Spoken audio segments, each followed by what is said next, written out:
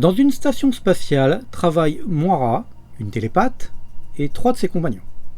Ceux-ci entrent en collision avec le vaisseau Green Planet qu'ils exploient. À son bord se trouvent plusieurs cadavres et un seul survivant, Buzz, mal en point. Le Green Planet a été victime de l'attaque d'une entité extraterrestre, qui désormais s'est introduite dans la base de nos héros. Là, on tient du lourd. Alors, c'est bien simple, Root Search cumule à peu près toutes les tares possibles et imaginables. Sorte de sous-alien du pauvre, il n'arrive pas à la cheville de Lily Cat, qui s'était déjà essayé au genre avec beaucoup plus de succès. Graphiquement, c'est laid. On entre même dans le domaine de l'immonde lors de certains plans de visage. Ce qui serait à l'extrême limite excusable pour certains épisodes d'une série télé de cette époque, ne l'est absolument pas pour un OVA.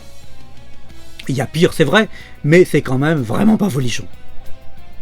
Mais l'histoire, bon sang, bourrée de passages what the fuck, l'animé mériterait clairement sa critique sur Nanarland. Alors, je vais donner quelques exemples. Le monstre apparaît à un moment face aux survivants, à ce moment-là, et leur dit qu'il les tuera tous sous 2 heures. Pourquoi ? Pourquoi diable cette limite de 2 heures qui ne rime strictement à rien, alors qu'il pourrait les éliminer tout de suite ? Cette créature se présente également comme envoyée de Dieu et déclare qu'elle va massacrer toute l'humanité. Pourquoi ? Comment ?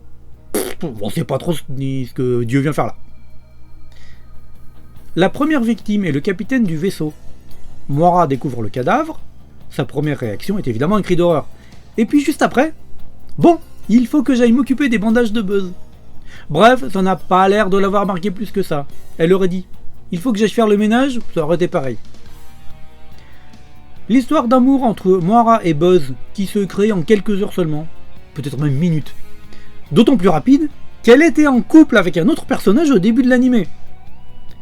Et à un moment, Moira se fait tentaculer dans une scène qui aurait pu virer au 18+. Et puis la fin, oh là là! Elle n'a aucun sens et n'apporte aucune conclusion à l'histoire. Quand j'ai vu l'ending débuter, j'ai vraiment pensé qu'on se foutait de la gueule du téléspectateur, qui à l'époque avait quand même dû débourser dans les 10 000 yens pour voir cette merde. Contrairement à d'autres animés, la bande-son ne viendra même pas un peu relever le niveau. Les BGM sont tellement insipides que je n'ai même pas eu l'impression d'en avoir entendu. Si on voulait garder un seul truc potable, c'est l'illustration de la jaquette, de type guiguérienne, plutôt pas mal. Voilà, vous êtes prévenus.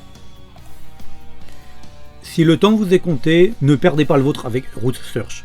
Et quitte à regarder du nanar, essayez plutôt MD Geist.